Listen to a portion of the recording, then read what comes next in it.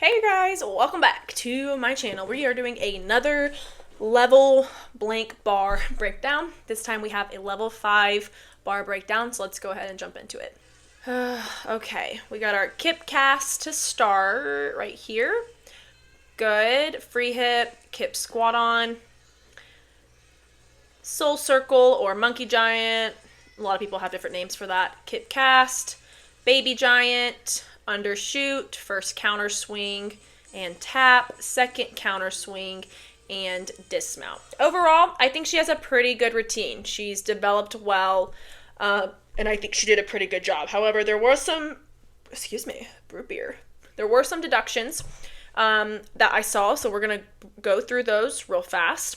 Okay, starting in the kip, we have a little bit of knees bending. I'd like to see her hips flatten out a little bit more to have that extension of the glide deduction not happen. So there is probably going to be a little bit of extension happening in the glide. Right here, she has zero deduction in her cast angle. This is why I love level 5 in kids that do cast handstands, because you're probably going to get rid of that cast angle every time, especially if it's going to handstand. Now, there's other risks involved. They could fall over on the cast to handstand. There's some form issues, whatever. But I think it's awesome when level 5s do kip cast handstands, because it's just giving them another year to practice kip cast handstands for the future, because this is a developmental level and we're trying to develop them. So I love seeing kip cast handstands in level 5. However, going into her cast, you'll see her left knee bend just a little bit, kicking up. So there's probably going to be some knee bent deduction right there. Going into her free hip, a little bit of knees bend, a little bit of elbows bent. Now, as she comes out, you'll see this is where her free hip really finishes. So we're going from the shoulders to the lowest point. Her hips right here are the lowest point. Just like the cast deductions, the free hip is also an up to 3 angle deduction. Here, to me, that's about a 1.5 angle deduction on top of a little bit of an arch deduction and maybe some knees bend. So you can see that little stuff adding up. Now going into her kip, she has a little bit of feet flex right here. I don't know if you can see and catch that, but she flexes them so she doesn't hit them on the floor. So there's going to be some feet flex deduction. Right here in her soul circle, a little bit of knees apart and feet flexing early. Now right here you can see on the bar, she starts to kind of like adjust her feet and swing her arms. I would take a little rhythm deduction for that, just because it doesn't flow very well, and bars is about flowing and swinging. So if you see any choppiness like that or adjustments, I would have a little rhythm deduction for it, specifically the stand up and the squat on. Now as she jumps to the bar, we've got a little bit of loose legs, much better extension right here. You can see right here she actually extends in the glide, so really good job on that. Kip cast handstand, I love it. She's going all the way up on the high bar. That's a scary thing for them, so awesome job. She just does bend her knees a little bit again like she did on low bar, but nonetheless, great for her for going for it. Now, as she goes into this baby giant, you'll see her start to close her shoulders and kill her swing by doing this pike deduction or pike position, which is a deduction.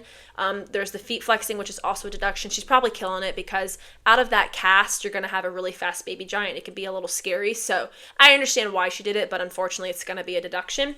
So here we have the pike deduction, feet flex deduction going into the baby giant. She does a good job shifting. This is something a lot of level 5s don't do because it's a little scary, but watch her wrist. See how they're moving?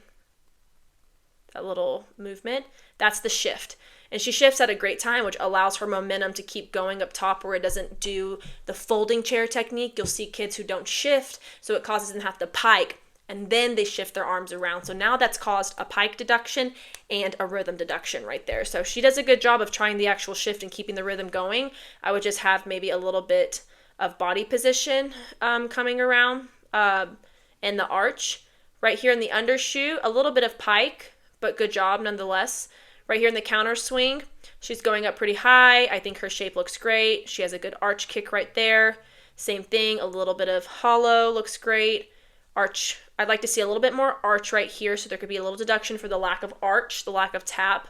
Going into her dismount, you'll see her knees bend right here, and that is going to be a deduction. We can deduct them for bending their knees a little early. Notice how she's kicking right here and her knees are bent.